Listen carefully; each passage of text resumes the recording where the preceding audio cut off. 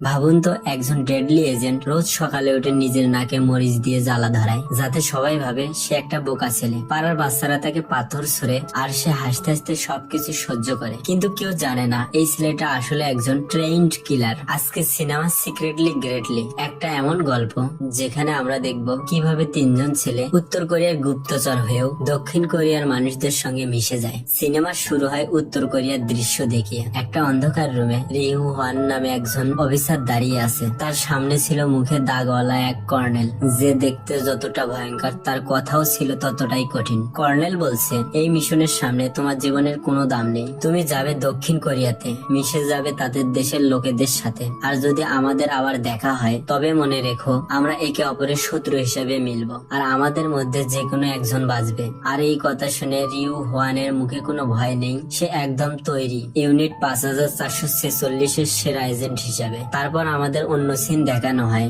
সেখানে আমরা দেখি একটা ছোট্ট মহল্লা যেখানে ব্যাংডং গু নামের একটা মানসিক ভাবে প্রতিবন্ধী ছেলেকে দেখতে পাই। পাড়ার সবাই তাকে দেখে হাসে, বাচ্চারা তার দিকে পাথর ছোড়ে, কেউ তাকে সিরিয়াসলি নেয় না। কিন্তু আসল সত্য হলো এই ডঙ্গুই হলো আসলে সেই রিউ ওয়ান। প্রতিদিন সকালে সে এমন এমন বিষয় নিয়ে অভিনয় করে যা দেখে সবাই অবাক হয়ে যায়। সে মরিচ দিয়ে নিজের নাকে জ্বালা ধরায় যাতে সবসময় নাক দিয়ে পানি পড়তে থাকে। ইচ্ছে করে সিঁড়ি থেকে পড়ে যায়, সবার সামনে এমন ভাব করে যেন সে কিছুই বোঝে না। সেখানকার এক মহিলা তাকে নিজের বাসায় থাকতে দেয়, মায়ের মতো যত্ন করে। পাড়ার লোকেরা সবাই তাকে ডঙ্গু নামেই চেনে। কিন্তু রাতে যখন সে একা থাকে তখন দেখা যায় তার আসল চেহারা। ডঙ্গু একটা মুদির দোকানে কাজ করে, সেখানে রোজ কিছু না কিছু চুরি হয়। লোকেরা ভাবে ডঙ্গু কিছুই বুঝতে পারে না, তাই একদিন তার সামন থেকে একটা ছেলে সয়াবিনের সসেস আর স্ন্যাক্স চুরি করে নেয়। কিন্তু মজার ব্যাপার হলো ডঙ্গু সব মনে রাখে। সে একটা নোটবুকে লিখে রাখে কে কি চুরি করলো, কত টাকা জিনিস নিল।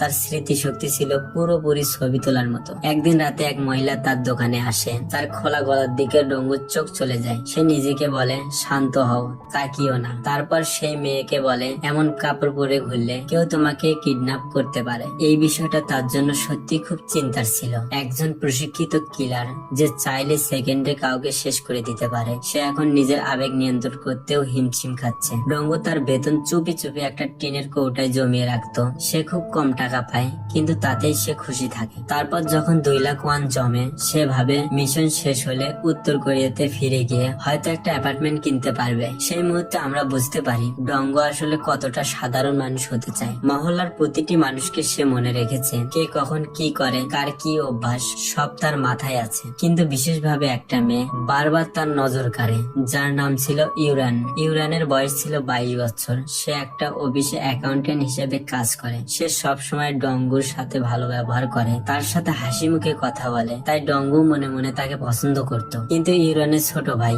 যে হাই স্কুলে পড়তো, সে সব সময় ডঙ্গুকে তার থেকে দূরে রাখার চেষ্টা করত। একদিন সে তাকে বলে, তুই আমার বোনের দিকে তাকাবি না। একদিন একজন ডেলিভারি বয় ডঙ্গুর কাছে এসে জিজ্ঞেস করে, তুমি এখানে কতদিন ধরে আছো? ডঙ্গু উত্তর দেয়, 736 দিন। ঠিক এখানে আমরা বুঝতে পারি এই ডেলিভারি বয়ও আসলে উত্তর কোরিয়ার একজন এজেন্ট। কিন্তু এত বছর শত্রুদের এলাকায় থাকতে থাকতে তার মনে সন্দেহ জেগেছে। সে বলে, আমরা কি আদৌ নিজের দেশের জন্য কিছু করছি? ডঙ্গু তাকে কঠোর ভাবে বলে, দেশদ্রোহিতার চিন্তা মাথাতেও আনবে না। আমরা সৈনিক, আমাদের দায়িত্ব আমাদেরকে পালন করতেই হবে। তাদের কথাবার্তায় আমরা বুঝতে পারি ডঙ্গু এখনো তার মিশনের জন্য ফুললি অ্যাক্টিভ ছিল। তারপর ডঙ্গুকে মিশন দেওয়া হয় জনসম্মুখে মলত্যাগ করার। সেই থেকে শুরু হলো সমস্যার আসল জায়গা। ডঙ্গু ঠিক করে তার মানসিকভাবে প্রতিবন্ধী হওয়ার অভিনয়কে আরো শক্তিশালী করতে হবে। তাই সে একদিন জনসম্মুখে মলত্যাগ করার মিশন শুরু করে, অর্থাৎ রাস্তায় সবার সামনে বসে কুকুরের মতো মলত্যাগ করে। কিন্তু সে যেটা আশা করেনি ঠিক সেটাই ঘটে। সেই মুহূর্তে ইউরান সেই রাস্তা দিয়ে যাচ্ছিল। ইউরান তাকে দেখে একেবারে হতবাক হয়ে যায়। ডঙ্গুর মনে হয় সব বোধহয় শেষ হয়ে গেল। পরের দিন ইউরান, যে সব সময় তার সাথে কথা বলতো, এখন সে তার দিকে আর ফিরেও তাকায় না। এদিকে তার ভাই এসে বলে, এই নোংরা লোক, রাস্তায় এসব কি করিস? আমি তোকে বলেছিলাম না আমার বোনের দিকে তাকাবি না? হতভাগা ডঙ্গু কিছুই বলতে পারে না, শুধু চুপচাপ চলে যায়। তার মনে হয় মিশনের জন্য সে আস্তে আস্তে সবকিছু হারাচ্ছে। পরের সিনে আমরা ডৌককে দেখি। মূলত ডৌকই হলো সেই মহিলার ছেলে যিনি ডঙ্গুকে নিজের বাসায় থাকতে দিয়েছেন। সে ডঙ্গুকে সত্যিকারের বড় ভাইয়ের মতো দেখেন। পরের সিনে আমরা ডৌককে দেখি। মূলত ডৌকই হলো সেই মহিলার ছেলে যিনি ডঙ্গুকে নিজের বাসায় থাকতে দিয়েছেন। সে ডঙ্গুকে সত্যিকারের বড় ভাইয়ের মতো দেখেন। একদিন সে ঠিক করেন ডঙ্গু ডঙ্গুকে লড়াই শেখাবে যাতে কেউ তাকে ধমকাতে না পারে। ডঙ্গু স্বপ্নে দেখে সে এক ঘুষিতে ডৌগকে আকাশে উড়িয়ে দিচ্ছে, কিন্তু বাস্তবে সে হাসতে হাসতে মার খায়, কারণ তাকে তো তার অভিনয় চালিয়ে যেতে হবে। এই দৃশ্যে ডঙ্গুর হতাশা টের পাওয়া যায়। একদিন সেই ডেলিভারি ম্যান ডঙ্গুকে একটা খাম দেয়। খাম খুলে সে দেখে তার মায়ের ছবি, যে মাকে সে 11 বছর ধরে দেখেনি। এই ছবিটা ডঙ্গুকে মনে করিয়ে দেয় সে কে, সে কেন আজ এখানে। তারপর রাতে সে তার মাকে চিঠি লেখে, যদিও জানে এই চিঠিগুলো কখনোই পৌঁছাবে না। সে লেখে তার সকল অনুভূতি, তার একা থাকার গল্প। একদিন ডঙ্গু একটা বাড়িতে ডেলিভারি করতে যায়। সেখানে সে কিছু অদ্ভুত চিহ্ন দেখে। এটা দেখে সে বুঝে যায় সেখানে একটা গুপ্তচর আছে। সেই গুপ্তচর নিজেই তার কাছে আসে। সে দেখতে একদম কে-পপ তারকার মতো ছিল, রঙিন চুল, ঠান্ডা মেজাজ। তার নাম ছিল রি হে র্যাং। দুইজনের মধ্যে একটা বন্ধুসুলভ লড়াই হয়। তারপর জানা যায় তারা দুইজনেই ছেলেবেলা থেকে একসাথে প্রশিক্ষণ নিয়েছিল। দুইজনে স্কাউট কমান্ডার ছিল, সবসময় একে অপরের সাথে প্রতিদ্বন্দ্বিতা করত। কিন্তু ডঙ্গুর সন্দেহ হয় তাকে কি আমার উপর নজর রাখতে পাঠানো হয়েছে। হে র্যাঙ্গো স্বীকার করে, হ্যাঁ, আমার মিশন হলো তোমার উপর নজর রাখা, তোমার বিষয়ে সবকিছু জানা। তুমি দেশের জন্য এখনো কাজ করছো কিনা, নিজের দেশের প্রতি বিশ্বস্ত আছো কিনা, এই সবকিছু জানার জন্য। পরের দিন ডঙ্গু হেরাং এর পিছু নেয়। দেখে হেরাং একটা রক ব্যান্ডের অডিশন দিতে গেছে, কিন্তু এখানে ঘটে হাস্যকর ঘটনা। হেরাং গিটার বাজায় এতটাই বাজে যে বাচ্চারাও তার চেয়ে ভালো বাজাবে। অডিশন শেষে হেরাং বলে, আমার মিশন হলো সিঙ্গার হওয়া, রকস্টার হওয়ার অভিনয় করা। ডঙ্গু হতাশ হয়ে বলে, আমাকে কেন বোকা সাজতে হচ্ছে, আর তুই পেয়েছিস একটা কুল ক্যারেক্টারের অভিনয়। রাতে হঠাৎ দরজায় জোরে জোরে কেউ আঘাত করে। ডঙ্গুর ঘুম ভেঙে যায়। দরজা খুলে দেখেন ইউরাং এর ভাই কাঁদছে। সে বলে তার ছোট ভাই নিখোঁজ, পুরো পাড়া তাকে খুঁজছে। ডঙ্গু নিজের দক্ষতা ব্যবহার করে বিভিন্ন ভাবে সার্চ করতে থাকে। বাচ্চার মূত্র পরীক্ষা করে বুঝে যায় তার ডায়াবেটিস আছে, তাই সে মিষ্টি কিছু খেতে গেছে। ডঙ্গু নিনজার মতো ছাদে ছাদে লাফাতে থাকে। কাপড়ের দড়ি থেকে কাপড় নিয়ে হাস্যকর একটা ছদ্মবেশ ধরে। শেষে নাপিতের বাসায় বাচ্চাকে খুঁজে পায়, কিন্তু অন্যরা ডঙ্গুকে সেই পোশাকে দেখে ভাবে সেই কিডন্যাপার। ডঙ্গু তার স্কিল দেখিয়ে পালিয়ে যায়। পাড়ার লোকেরা হতবাক হয়ে ভাবে সেই কিডন্যাপার, অর্থাৎ ডঙ্গু এত দ্রুত দৌড়ায় কিভাবে। পরের দিন জানা যায় একজন রহস্যময় ব্যক্তি ডঙ্গুকে অনুসরণ করেছিল। সেই লোকটি আসলে ছিল রি হে জিন, যে ছিল সেই তৃতীয় গুপ্তচর। হেজিন একটা হাই স্কুলের ছাত্র সেজে আছে। তার মিশন হলো ইউরানের ভাইয়ের সাথে বন্ধুত্ব করা। যখন তিনজন গুপ্তচর অবশেষে একসাথে হয়, তখন আমরা বুঝতে পারি তিনজনেই একই ইউনিটের অংশ, কিন্তু তারা একে অপরকে সন্দেহ করছিল, কারণ প্রত্যেককে ভাবছে অন্যজন তাকে নজরদারি করছে। একদিন সেই ডেলিভারি ম্যান ডঙ্গুর কাছে হতাশ অবস্থায় আসে। সে বলে, আমার মিশন শেষ, 16 বছর পর আমি দেশে ফিরছি, কিন্তু আমার পরিবার উত্তর কোরিয়া থেকে চীনে পালানোর চেষ্টা করতে গিয়ে ধরা পড়েছে। সে একটা বন্দুক চায়। তার পরিকল্পনা কয়েকজন দক্ষিণ কোরিয়ার অফিসারকে মেরে নিজেকে উড়িয়ে দেবে, যাতে তার পরিবারকে ছেড়ে দেওয়া হয়। ডঙ্গু তাকে একটা বন্দুক দেয়, কিন্তু সেটা ছিল খালি। সে বলে, এটাই তোমার পরিবারের সাথে দেখা হওয়ার একমাত্র পথ, বাড়ি ফিরে যাও, তাদের সাথে দেখা করো, যদিও সেটা জেলে হয়। ধীরে ধীরে ডঙ্গু অনুভব করে সে পরিবর্তন হচ্ছে। পাড়ার মানুষগুলো তাকে সত্যি অনেক যত্ন করে, তার খোঁজ খবর নেয়। বাড়ির মালিক তাকে প্রতিদিন খাবার দেয়। জো ডোগ তাকে নিজের ভাই মনে করে, এমনকি যে বাচ্চারাও তাকে বিরক্ত করত, তারা এখন তার সাথে বন্ধুত্বপূর্ণ আচরণ করে। একদিন স্থানীয় গুন্ডারা সেই বাড়ি মালিককে হুমকি দিয়ে বলে, তুমি যদি অন্য কারো কাছ থেকে মাল কেনো, আমরা তোমার দোকান ভেঙে দেব। ডঙ্গু চুপ থাকতে পারে না। সে তার বোকা অভিনয় বজায় রেখেই লড়াইয়ের মাঝে ঢুকে পড়ে এবং সবার রাগ নিজের দিকে ঘুরিয়ে নেয়। কিন্তু যখন একজন গুন্ডা বাড়ির মালিককে ধাক্কা দেয়, ডঙ্গু তাকে ধরে ফেলে। সে লড়াই করতে চায়, কিন্তু বাড়ির মালিক বলে, ঝামেলায় পড়ো না। এই মুহূর্তে ডঙ্গুরও মনে হয় হয়তো তার বাড়ির মালিক জেনে গেছে সে অভিনয় করছে। সন্ধ্যায় জো ডোগ সেই গুন্ডাদের খুঁজে বের করার সিদ্ধান্ত নেয়। সে মূলত ছিল পুলিশ ইন্টার্ন, তাই হাল ছাড়ে না। তারপর গুন্ডারা তাকে কিডন্যাপ করে নিয়ে যায় এবং ডঙ্গু ও হেজিন দুইজন মিলে তাকে উদ্ধার করে। হেজিন সহজেই সব গুন্ডাদের হারিয়ে দেয়। জো ডোগ ডঙ্গুকে বলে, নিজের পরিবারকে রক্ষা করার জন্য তোমাকে শক্ত হতে হবে। ডঙ্গু প্রতিজ্ঞা করে বলে, চিন্তা করো না, আমি আমার পরিবারকে শেষ নিঃশ্বাস পর্যন্ত রক্ষা করব। এখানে বোঝা যায় ডঙ্গু এই নকল পরিবারকেই এখন তার আসল পরিবার মনে করছে। পরের দিন প্রতিবেশীদের সাথে বারবিকিউ পার্টি হয়। ডঙ্গু পুরোপুরি ভাবে পার্টি উপভোগ করছিল, যেন সে আসলেই তাদের একজন। এই দৃশ্যটা দেখে সবার মন ভালো হয়ে যায়। তিনজন গুপ্তচর গুপ্তচর একসাথে হাসছে, খাচ্ছে, সাধারণ মানুষের মতো বাঁচছে। কিন্তু ডঙ্গুর ভয় হয়। সে মনে মনে ভাবে, আমি এই জায়গার প্রতি অতিরিক্ত আসক্ত হয়ে যাচ্ছি না তো? উত্তর কোরিয়ার সামরিক অফিসে মুখে দাগওয়ালা সেই কর্নেল সেনাপ্রধানের সাথে দেখা করতে যায়। সেনাপ্রধান বলে, দেখো, আমরা দক্ষিণ কোরিয়ার সাথে সম্পর্ক ভালো করতে চাই, কিন্তু স্কট সুয়েনট গুপ্তচররা ওখানে থাকলে সেটা সম্ভব না। তাই সবাইকে ফিরিয়ে আনো, স্কট ভেঙে দাও এবং তাদের বিশ্বাসঘাতক ঘোষণা করে সবাইকে মেরে ফেলো। কর্নেল একটু দুঃখিত গলায় বলে, স্যার, ওরা দেশের জন্য সবকিছু করেছে, অন্তত আমরা তো তাদেরকে বীরের মতো মরার সুযোগ দিতে পারি। সেনাপ্রধান ঠান্ডা মাথায় জিজ্ঞেস করেন, তুমি কি নিশ্চিত ওরা তোমার কথা শুনবে? কর্নেল কঠিন ভাবে বলে, না শুনলে আমি নিজ হাতে তাদেরকে শেষ করব। এদিকে দক্ষিণ কোরিয়ার ডঙ্গু বেশ মজা করে দিন কাটাচ্ছে। হঠাৎ করে একটা গোপন মেসেজ আসে, নিজেকে শেষ করে দাও। আর তারপরে যা হলো সেটা দেখলে আপনার গায়ে কাটা দেবে। পুরো দেশে উত্তর কোরিয়ার লুকানো গুপ্তচররা একসাথে আত্মহত্যা করতে শুরু করে। হেজিন রাগে থরথর করতে করতে ডঙ্গুর সামনে এসে তার দিকে বন্দুক তাক করে বলে, তুমি কিভাবে এখনো বেঁচে আছো? এখনো তাদের নির্দেশ মাননি কেন? ডঙ্গু খুব শান্ত গলায় বলে, হেজিন ভাই, বন্দুক নামাও। এভাবে মরাটা তো একদম বোকামি। আমরা তো তাদের কাছে পিঁপড়ের মতো, আমরা মরলেও কেউ আমাদের মনে রাখবে না।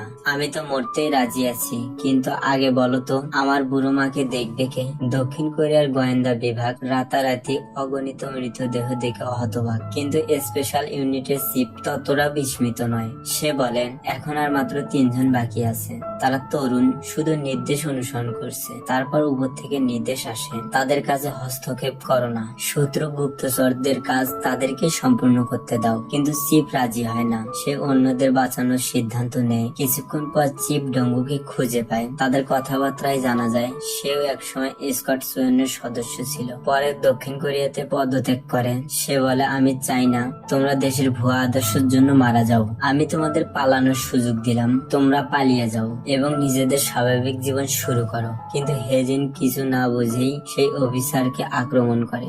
দক্ষিণ কোরিয়ার বিশেষ বাহিনী তাকে ধরে ফেলে। হেজিন ভীত অবস্থায় ডঙ্গুর কাছে এসে বলে, আমাকে লুকিয়ে রাখো। পরের সিনে আমরা দেখি ডঙ্গু নাপিতের কাছে গিয়ে চুল কাটিয়ে নেয়। তারপর সবার সামনে নিজের আসল পরিচয় প্রকাশ করেন। বাড়িওয়ালি যখন জানতে পারেন ডঙ্গু একজন গুপ্তচর, তখন তিনি অনেক কষ্ট পায়। সেটা কথায় প্রকাশ করা অসম্ভব। ডঙ্গু ইউরান এবং তার ভাইকে সম্পূর্ণ বিষয়টা বুঝিয়ে বিদায় নেয়। তারপর সে তার সব সঞ্চয় সেই দোকানের রাতের শিফটে কাজ করা মহিলাকে দিয়ে দেয়। সাথে একটা নোট দেয় যেখানে তার সন্তানের আমেরিকার ঠিকানা লেখা ছিল। সে বলে, এই টাকাই যথেষ্ট টিকিট কেনার জন্য, যাতে তোমার সন্তানের কাছে যেতে পারো। এই পুরো ঘটনাটা অনেক আবেগপূর্ণ হয়ে ওঠে। ডঙ্গু একজন স্পেশাল ইউনিট অফিসারকে অজ্ঞান করে তার মাইক্রোফোন নিয়ে চিফের সাথে যোগাযোগ করে। চিফ জানায়, কর্নেল অলরেডি দক্ষিণ কোরিয়াতে পৌঁছে গেছে বাকি গুপ্তচরদের খতম করতে। তোমাদের শরীরে জিপিএস যন্ত্র লাগানো আছে, চাইলেও তার থেকে বাঁচতে পারবে না। ডঙ্গু হেরাংকে বলেন, আমরা কোনো নেটওয়ার্ক নেই এমন জায়গায় যাই যাতে জিজ্ঞাসাবাদের সময় সাধারণ মানুষের সমস্যা না হয়। তারপর জিজ্ঞাসাবাদের সময় হেজিন স্পেশাল ইউনিট চিফকে বলেন, আমরা ফাঁকা কোনো জায়গায় যাই যাতে জিজ্ঞাসাবাদের সময় সাধারণ মানুষের সমস্যা না হয়। তারপর জিজ্ঞাসাবাদের সময় হেজিন স্পেশাল ইউনিট চিফকে বলেন তাকে সাথে নিতে, কারণ সে তার কমান্ডারকে উত্তর কোরিয়ার খুনিদের হাত থেকে বাঁচাতে চায়। চিফ রাজি হয়, কিন্তু এই সত্ত্বে যে হেজিন তার মাতৃভূমি ছেড়ে দেবে। তারপর পরিত্যক্ত একটা বিল্ডিং এ কর্নেল ডঙ্গুকে খুঁজে পায়। কর্নেল বলে, নির্দেশ অনুসরণ করো। ডঙ্গু রাজি হয়, কিন্তু জিজ্ঞেস করে, আমি মারা গেলে কি দেশের সরকার আমার মার দায়িত্ব নেবে? দাগওয়ালা কর্নেল সেই প্রশ্নের উত্তর দিতে অস্বীকার করে, বলে দেশের আদেশ নিঃস্বার্থভাবে মানতে হবে। এই কথা শুনে তাদের মধ্যে লড়াই শুরু হয়। বন্দুকের গুলি থেকে বাঁচতে ডঙ্গু জানলা দিয়ে নিচে পড়ে যায়। তখন সেই দুই ছেলে যারা তাকে সবসময় বিরক্ত করত তার কাছে আসে। তারা প্রশ্ন করে, কি হয়েছে, তুমি কি আবার পটি করতে চাচ্ছ? হেরাং ঠিক সময় একটা গাড়ি নিয়ে এসে ডঙ্গু এবং বাচ্চাদের বাঁচিয়ে নেয়। তারপর তারা তাদের আগে থেকেই প্ল্যান করা জায়গায় পৌঁছায়, যেটা ছিল আরেকটা পরিত্যক্ত বিল্ডিং। সেখানে ডেলিভারি করা সেই মোটা লোকটি তাদের একটা ব্যাগ দেয় যেটাতে অস্ত্র নিয়ে আসার কথা ছিল, কিন্তু ভিতরে ছিল শুধু ইট। তখন ডঙ্গু বুঝতে পারে মোটা লোকটি তাদের সাথে আর নেই। সে লোকটি স্বীকার করে, আমার আসল কাজ হলো গুপ্তচরদের উপর নজর রাখা, যেন তারা বিশ্বাসঘাতকতা না করে। আমি জানতাম তোমরা বিশ্বাসঘাতকতা করছো, তাই তোমাদের সাথে এমনটা করতে হয়েছে। এবং নিজের পরিচয় দিয়ে বলে, আমি বিশ্ববিদ্যালয়ে অধ্যাপক। তারপর বিশেষ বাহিনী আসে, লড়াই শুরু হয়। লড়াই চলাকালে ডঙ্গুকে মোটা লোকটা বলে, যখন কোনো গুপ্তচরকে মিশনে পাঠানো হয় তার পরিবারকে সঙ্গে সঙ্গে জেলে পাঠানো হয়। আর তুমি যেহেতু নিজেকে হত্যা করার নির্দেশ মানোনি, তাই তোমার মাকে এতক্ষণে ফাঁসি দেওয়া হয়েছে। এই কথা শুনে ডঙ্গুর পুরো পৃথিবী ওলটপালট হয়ে যায়। দাগওয়ালা কর্নেল তার সহকারী সহ সেখানে পৌঁছে যায়। দক্ষিণ কোরিয়ার বিশেষ বাহিনীও আসে। হেজিন, যাকে তারা সাথে এনেছিল, গাড়ি থেকে নেমে উত্তর কোরিয়ার সেপাইকে গুলি করে তার কমান্ডারকে বাঁচানোর জন্য।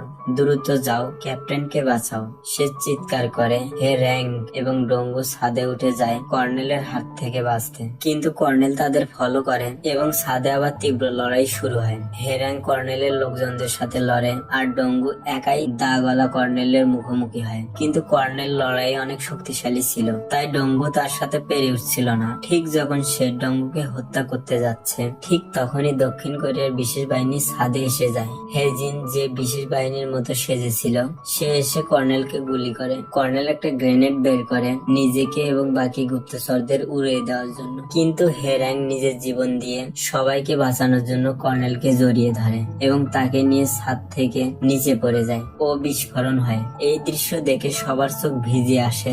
হেরাং শেষ পর্যন্ত বীরের মতো মরে যায়। হেজিন দৌড়ে তার কমান্ডারের কাছে যায়, তাকে বাঁচানোর চেষ্টা করে, কিন্তু সে আত্মসমর্পণ করতে তৈরি নয়। ডঙ্গু মায়ের মৃত্যুর যন্ত্রণা নিয়ে অচেতন অবস্থা থেকে উঠে বসে। তার জ্যাকেটের পকেটে একটা সঞ্চয়ের বই পায়। বাড়িয়ালি সেটা রেখেছিল। সেটাতে সে দেখে সেই মহিলা প্রতি মাসে তার জন্য ব্যাংকে টাকা জমা দিত। তার মনে পড়ে সেই মহিলা তাকে নিজের ছেলে বলে ডাকতো। বিধ্বস্ত হয়ে সে চিৎকার করে, আমি ফিরে যেতে চাই আমার নতুন পরিবারের কাছে। হঠাৎ ভয়ে হেজিন স্পেশাল ইউনিট চিপকে গুলি করে ফেলে এবং বন্দুক যুদ্ধ শুরু হয়। ডঙ্গু হেজিনকে জড়িয়ে ধরে রক্ষা করার জন্য, কিন্তু বুলেটের বৃষ্টি দুজনকে বিদ্ধ করে ফেলে। দুজন একসাথে ছাদ থেকে পড়ে যাচ্ছে। ডঙ্গু শেষ পর্যন্ত তার সবচেয়ে ছোট স্কট সদস্যকে রক্ষা করার চেষ্টা করেছিল, আর সেখানে তার জীবনের পর্দা কালো হয়ে যায়। ডঙ্গুর প্রতিদিনই সেই পাগলামি ভঙ্গিতে করা কাজগুলো, আর সেই বাড়িয়ালি ডঙ্গুর ঘরের সামনে গিয়ে তার ছবি দেখে কাঁদতে থাকে। তো বন্ধুরা, এই ছিল সিক্রেটলি গ্রেটলির সম্পূর্ণ গল্প। এই মুভি শুধু একটা গুপ্তচর থ্রিলার মুভি নয়, এটা পরিচয়, মানবতা, আত্মত্যাগ আর আপন হওয়ার অনুভূতির গল্প। মুভিতে দেখা যায় তুমি যত বড় কমান্ডোই হও না কেন, শেষ পর্যন্ত তুমি একজন মানুষ। তোমার মধ্যে আবেগ আছে, চাহিদা আছে, স্বপ্ন আছে।